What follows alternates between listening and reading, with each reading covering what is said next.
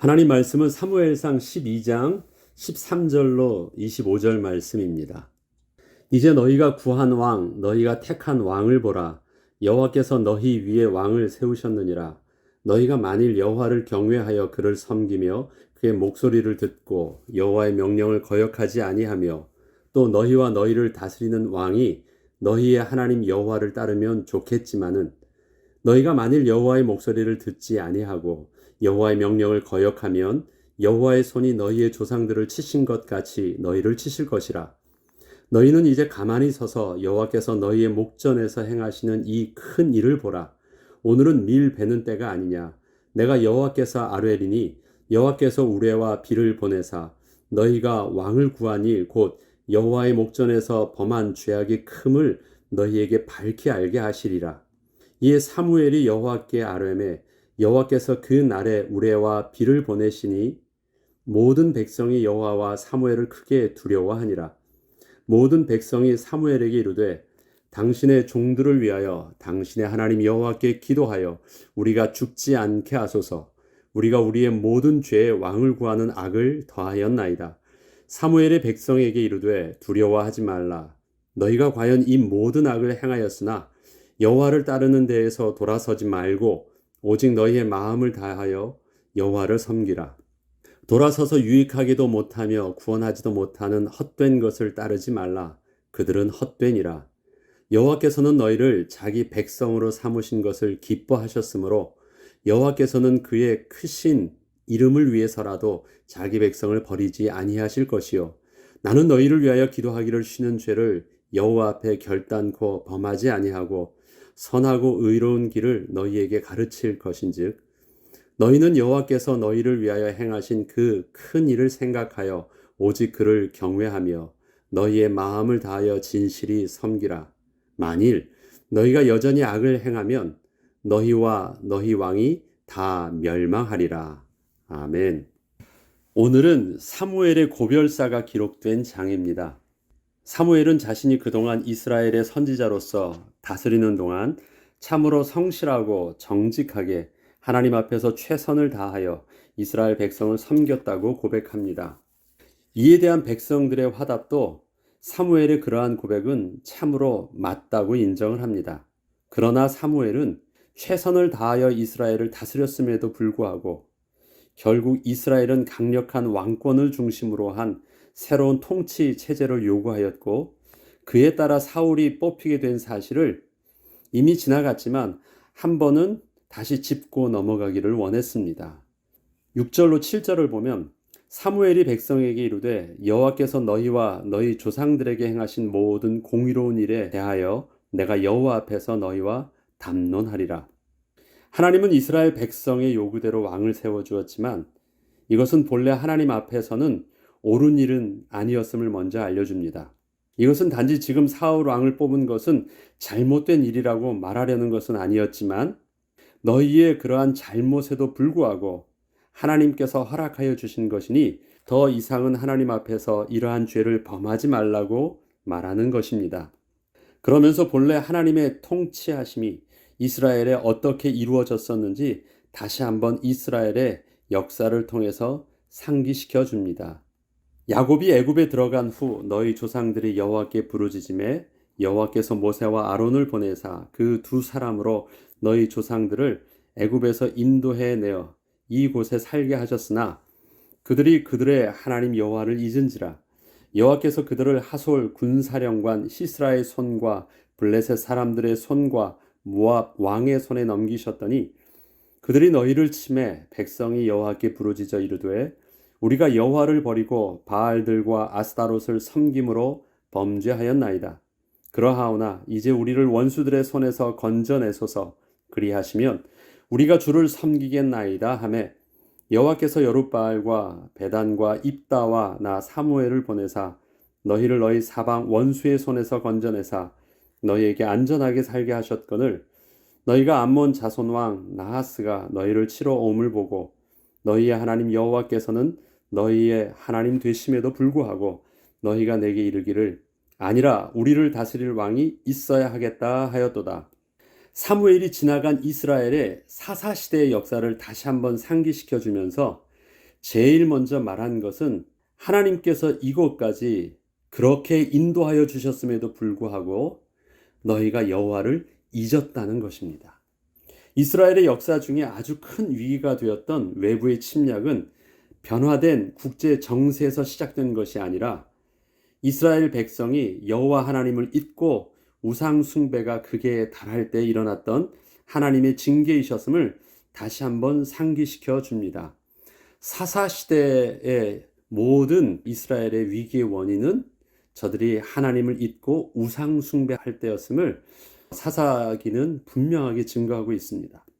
그때 침략했던 하솔왕 야빈의 시스라 장군은 철병고 900승을 가지고 침입했었음에도 불구하고 하나님께서 구원하여 주신 사실을 기억하게 하고 철기 문명을 가지고 늘 괴롭혔던 강력한 블레셋과 이스라엘의 약해진 틈을 타서 암몬 왕과 함께 이스라엘을 침략했던 모압왕 에글론의 손에서 건져내 주셨던 사실을 상기시켜 줍니다. 이 내용들은 모두 이스라엘에 왕이 없던 사사들이 이스라엘을 지도하던 시절에 일어났던 일들이었습니다. 저들은 모두 이스라엘이 상대하기에는 너무도 강력한 왕과 군대의 힘을 가졌지만 그럼에도 불구하고 왕이 없던 이스라엘은 저들과의 전쟁에 하나님께서 직접 개입하셔서 승리케 해주셨던 증거들을 말하고 있는 것입니다. 지금 이스라엘 백성들이 왕이 반드시 필요하다는 것을 요구하게 된 결정적 계기가 바로 암몬왕 나하스의 등장 때문이었음을 사무엘은 분명히 짚고 넘어갑니다. 암몬왕 나하스는 너무도 강력하고 잔인하며 말이 통하지 않는 인물이었기에 그러한 왕을 상대하려면 강력한 왕권을 가진 왕이 우리에게도 필요하다는 생각을 했지만 사실 따지고 보면 지난날 이스라엘을 쳐들어왔던 자들도 암몬왕 나하스 못지 않았다는 것입니다.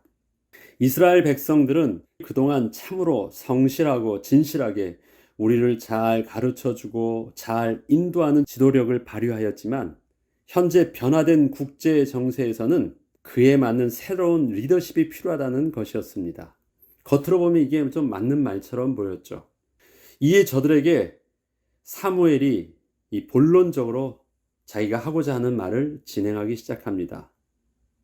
13절에 보면 이제 너희가 구한 왕, 너희가 택한 왕을 보라. 여호와께서 너희 위에 왕을 세우셨느니라. 너희가 구하였고 너희가 택하였지만 그는 여호와께서 세우신 왕이라고 합니다.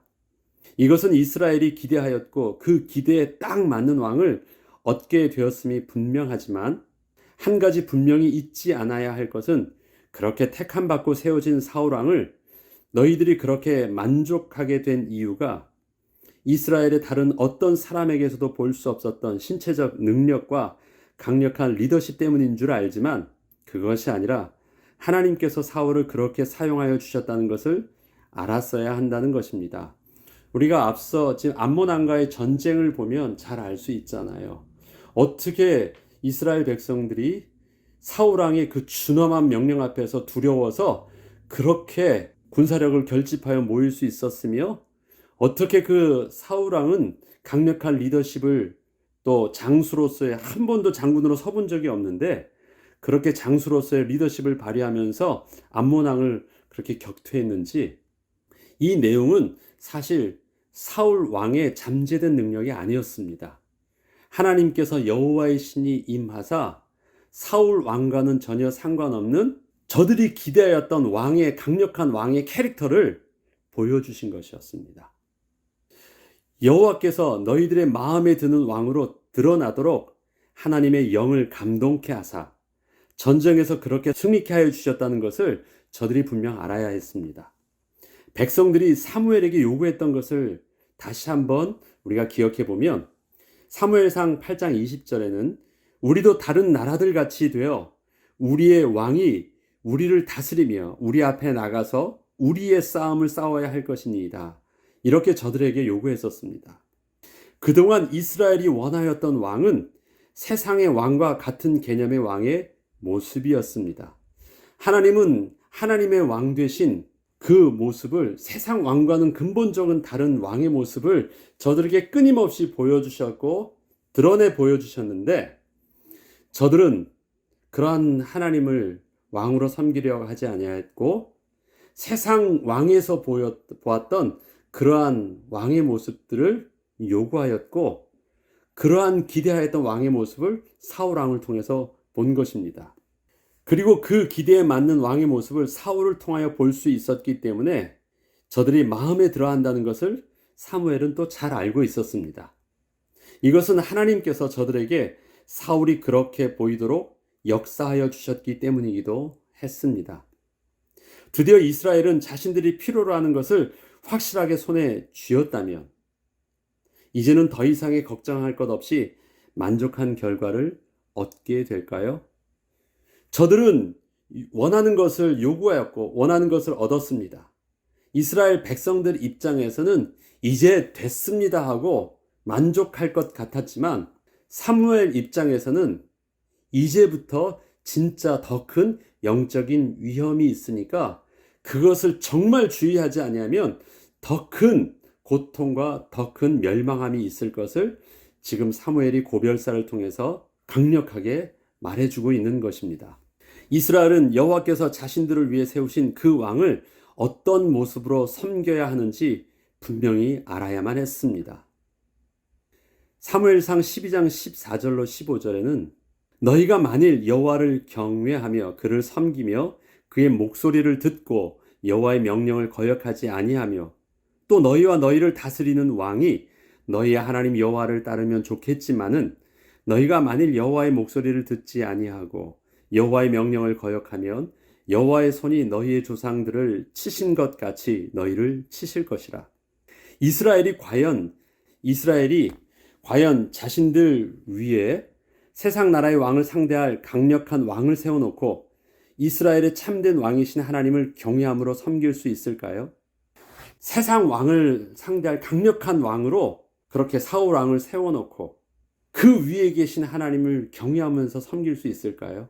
왜냐하면 지금 사울 왕과 하나님을 지금 비교하게 되잖아요. 그들이 실질적으로 자기들이 의지할 대상이 누구로 그들은 생각하게 될까요? 이스라엘이 그토록 원하여서 택한 왕은 그동안 강력한 힘을 가지고 자신들을 위협했던 세상 왕이 두려웠기 때문이었고 그렇게 두려웠던 왕의 힘을 만약 우리도 가질 수 있다면 그동안의 두려움에서 벗어나 오히려 더 큰 안정감을 가지게 될 것을 기대하고 세웠던 왕이 바로 지금 저들이 세웠던 사울 왕이었습니다. 이것은 사실 세상 사람들이 자신들이 가장 두려워하는 대상을 자신들의 신으로 섬기는 이유와 다르지 않았습니다. 우상 숭배의 영적 위험성이 이스라엘이 세운 왕에게도 존재하였던 것입니다. 세상 이집트나 아니면 또 인도나 저들에게 우상을 섬기는데 그 신으로서 코브라 상이 많습니다. 파라오 왕의 그 뒤에 이 아우라도 보면 그게 뭡니까? 코브라거든요. 또 인도에도 보면 코브라 7개의 상이 뒤에서 떡 받치고 있으면서 그 앞에 사람이 앉아 있기도 합니다. 그런데 인도 사람이 제일 두려워하는 게 뱀이에요. 그래서 수풀에 들어가지 않습니다. 뱀에게 물릴 때까지 그렇습니다. 그런데 그들이 제일 두려워하고 싫어하는 것을 그들은 제일 앞에다 두고 섬겨요. 왜 섬깁니까? 그 뱀이 자기를 적대해서 물 때는 자기의 치명적인 고통이지만 만약 그 힘이 자기를 위해서 싸워준다면 그것보다 의지할 만큼 강력한 대상도 없기 때문에 그래요. 그래서 우상 숭배는 가장 두려워하는 것을 가장 소중하게 모이는 그 아이러니컬한 모습이 나오는 것입니다. 어떤 우상이든 마찬가지입니다. 사람들이 돈을 섬긴다고요? 거기 속에서는 두려움과 더불어 그것이 반대로 역으로 말하면 사랑할 수밖에 없는 이유이기도 합니다. 두려움과 사랑함은 그래서 동전의 양면과 같은 것입니다. 근데 하나님을 경외하는 것은 그런 두려움으로부터 시작되어진 것이 아니거든요. 그렇기 때문에 세상 왕에게서 봤던 그 두려움을 내가 이젠 드디어 나의 편으로 나를 위한 왕으로 얻게 되었다는 것이 굉장히 큰 만족과 안정감을 갖게 된 것처럼 보이지만 영적으로 보면 저들도 모르는 사이에 저들이 붙잡게 되었던, 저들이 숭배하겠던 우상 숭배의 영적인 모습과 다르지 않은 심각한 문제가, 위험성이 거기 있다라는 것입니다. 아무도 그것을 지금 눈치채지 못하고 있어요. 사무엘이 조금만 더 말을 하면 자기 지금 통치하던 것 빼앗아 가지고 또 사울 왕에게 주었다라고만 생각할까봐 어떻게 더 말을도 못합니다. 사무엘이 자기가 지금 미련이 있어서 자꾸 이렇게 말하는 줄 알고, 지금 그러나 사무엘은 그 말을 하는 것이 아니에요. 너희가 나를 버리고 내가 어떻게 해줬는데 섭섭하게 그럴 수 있느냐, 그거를 말하려는 게 아니에요. 그래서 더 이상 말은 하진 않지만 이스라엘 백성들이 가지고 있는 그 심각한 영적 타락의 그 통로들을 너무너무 잘 알고 있어서 이것을 강력하게 경고하고 있는 것입니다. 때문에 사무엘은 이것을 경계하면서 이스라엘 백성들에게 더 이상 새 상황을 보면서 느꼈던 두려움은 내어버리고 이제는 하나님 앞에서의 진정한 경외함을 회복해야 함을 말해줍니다. 그동안은 두려움을 가지고 새 상황을 대했는데 이제 그런 것들은 내려놔라. 너희들에겐 새로운 두려움, 하나님 앞에서 경외함이 있어야지 이것이 너희를 살게 하는 일이다. 세상 왕을 보면서 했었던 두려움은 벗어버리라. 하나님을 향한 경외함이 아니면 다 망한다라는 것입니다. 세상에서 가장 강력한 힘을 가진 왕이라 할지라도 하나님 앞에서는 여전히 하나님의 능력과 권위 앞에서 겸손히 낮아질 수 있어야 함을 강조한 것입니다. 만약에 그러한 하나님 앞에서의 경외함을 회복하지 않고 하나님의 말씀을 지키지 않으면 이스라엘은 자신들이 그토록 원해서 세운 왕으로 인하여 지난날 저들의 조상들이 하나님을 버리고 우상 숭배를 함으로써 받았던 하나님의 징계를 너희들도 동일하게 피할 수 없을 것이라 분명하게 말씀하신 것입니다. 하나님은 우상 숭배의 심각한 문제와 지금 세웠던 그 왕을 통해서 타락되는 문제를 영적인 문제로 동일한 선상에서 보고 계신 것입니다. 이러한 경고는 이스라엘 백성뿐 아니라 사울 왕에게도 동일하게 적용되는 것이었습니다. 이스라엘은 하나님께서 위임하여 주신 왕의 권세를 하나님 앞에서 하나님의 말씀을 전하듯 왕은 그렇게 백성들을 가르치고 다스려야 했고, 백성은 왕의 명령을 하나님의 권위로 따르고 순종해야 했습니다. 이렇게 되려면 저들은 더더욱 왕과 함께 하나님 앞에서 거룩한 모습으로 서기를 집중해야 했습니다. 이것은 저들이 왕과 함께 하나님 앞에서 어떤 예배를 드려야 하며 어떻게 하나님의 말씀을 좀 더 집중하여 들을 수 있어야 하는지를 명심해야 하는 일이었습니다. 그런데 이것은 그리 쉬운 일이 아니었습니다. 이것이 이제 바로 그 다음부터 일어나는 사울 왕이 범하는 실수들이에요. 사울 왕이 범하는 실수들은 군사적으로 그가 전쟁터에서 벌린 실수들이 아니에요. 사울 왕이 범한 제일 첫 번째 실수는 하나님 앞에서 제사 드리는 것에 실패하는 것입니다. 두 번째 실수는 하나님 앞에서 드려야 될 그 제물에 대한 실패입니다. 사무엘을 통해서 들려주시는 하나님의 그 말씀을 하나님의 음성으로 듣지 아니하고 왕의 통치의 생각을 가지고 재해석하는 것들입니다. 그럼 이 모든 것들은 세상 왕의 개념 속에서는 이해할 수 없는 일들이었어요. 예배 조금 못 드리면 어때? 예배는 못 드려도 지금 백성들이 전장에서 동요하고 있는데 이러면 백성들의 사기가 떨어지면 전쟁터에서는 끝장인데, 지금 사기가 떨어지는 것과 사무엘이 지금 이렇게 얘기하고 있는 일들이 도대체 무슨 말을 하는지를 이해하지 못하면서 일어나는 일들입니다. 그러하게 다윗의 통치할 때, 나중에 다윗의 통치하는 것을 보면 다윗은 하나님 앞에서 어떤 자였냐면 예배하는 자로 나옵니다. 다윗의 장막, 우리 이런 표현 하잖아요.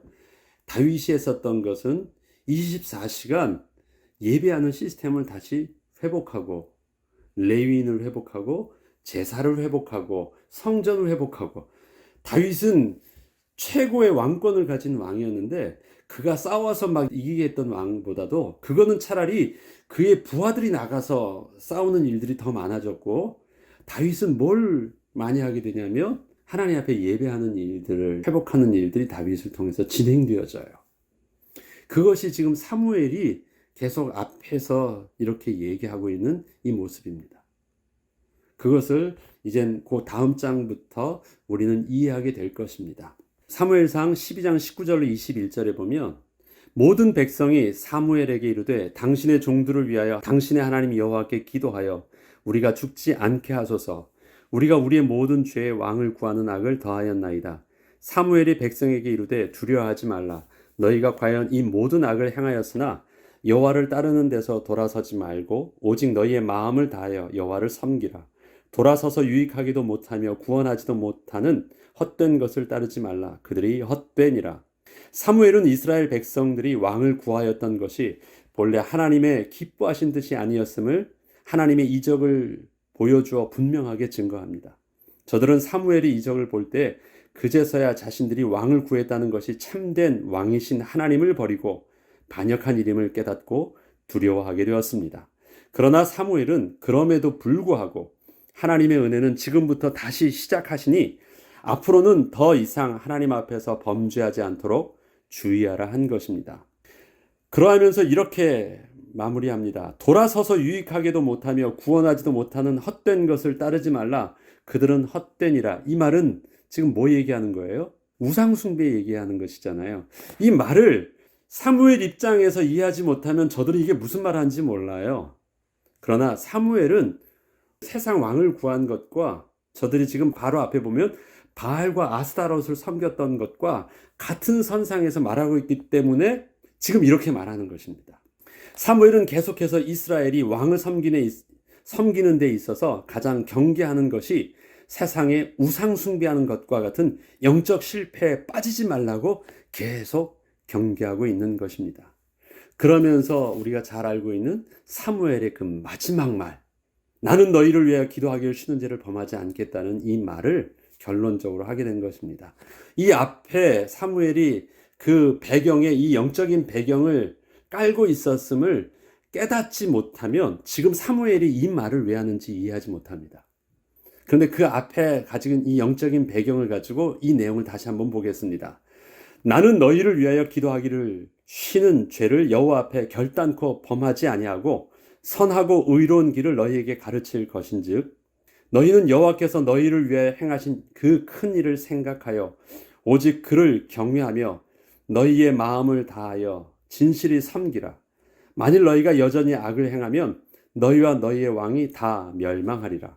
사무엘은 자신이 이제는 나이도 많이 들었고 실질적으로는 모든 다스리는 일을 내려놓았기 때문에 앞으로 저들 앞에 나서서 그렇게 다스릴 일은 없겠지만 사무엘은 자신에게 앞으로 죽을 때까지도 끝나지 않은 생명과 같은 일이 남아있음을 분명하게 알려줍니다. 그것은 이스라엘을 위하여 기도하는 일과 선하고 의로운 일을 계속해서 가르치는 것이었습니다.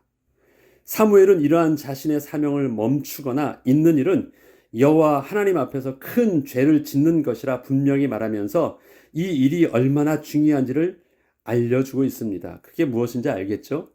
이것은 이스라엘이 강력한 왕이 세워짐으로 인해서 앞으로 이스라엘의 평화와 번영이 올 것이 아니라 그 왕과 더불어 하나님을 기뻐하여 경외하는 비밀을 잊지 않을 때 올 것이기 때문이었습니다. 사무엘은 이스라엘의 등대와 같이 서 있기를 원했습니다. 어떻게 해서든지 이스라엘이 여호와께서 이스라엘을 위하여 행하신 일을 저들이 잊지 않고 하나님의 백성으로서 자신들의 행할 길을 또 그 방향성을 잃지 않도록 하는 일에 사무엘이 생명을 다하는 날까지 그 사명을 놓치지 않겠노라고 하나님과 이스라엘 백성들 앞에서 스스로 약속을 하며 고별사를 그렇게 마무리한 것입니다. 그렇다면 지금 사울이 왜 내가 기도하는 일을 여호와 하나님 앞에서 쉬는 일을 범하지 않겠다고 말했을까요? 이스라엘 백성들은 왕만 있으면 되는 일들이 아니었기 때문에 그렇습니다.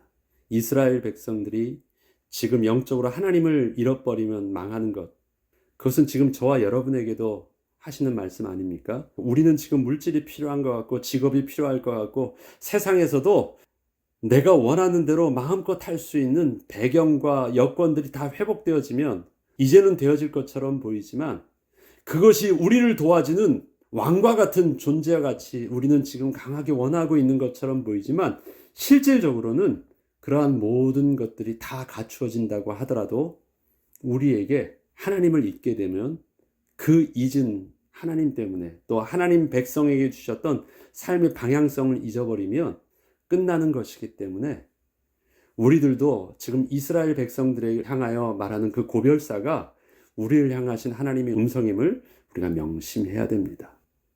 그렇다면 하나님은 우리에게 은혜로 주실 것은 은혜로 주실 것으로 당연히 우리가 기대하고 붙잡아야 되겠지만 주실 그때 가나안에 들어갔을 때 너희들이 그때 잊지 말고 여호와 하나님 앞에서 계명을 준수하라고 말씀하셨던 그 신명기의 내용처럼 또 사무엘이 해주는 그 내용처럼 우리가 하나님 앞에서 정말 놓치지 않고 감당해야 되겠구나. 이 비밀들을 놓치지 않는다면 혹시 우리가 불신앙 가지고 구하였던 것을 하나님은 잘못했지만 그럼에도 불구하고 우리에게 주심으로써 그 다음부터는 그것이 은혜로 누려질 수 있도록 지금부터라도 우리 하나님 앞에서 하나님이 주시는 영적인 비밀들을 온전히 놓치지 않고 누리는 은혜를 우리가 잊지 않아야 되겠습니다. 기도하겠습니다. 하나님 아버지 감사합니다. 복은 하나님을 잊지 않는 것입니다. 복은 우리를 그렇게 구원해 주신 하나님의 백성으로서 하나님께서 우리에게 허락하셨던 삶의 비밀들, 그 방향성을 놓치지 않는 것입니다. 내가 원하는 것을 쥐면 그것이 복인 줄 알았는데 오히려 그것이 더 큰 영적 문제에 빠질 수 있는 우상이 될 수 있음을 하나님이 강력하게 경계하게 하셨습니다. 우리에게 두려움이 우리가 사랑하는 것이 되지 않게 하시고 하나님이 우리를 사랑하여 주셨던 것처럼 그 하나님을 경외함으로 참된 복을 누리는 축복, 지금부터 다시 시작함으로 은혜를 누리게 하여 주옵소서. 감사드리며 우리 주 예수 그리스도 이름으로 기도합니다. 아멘.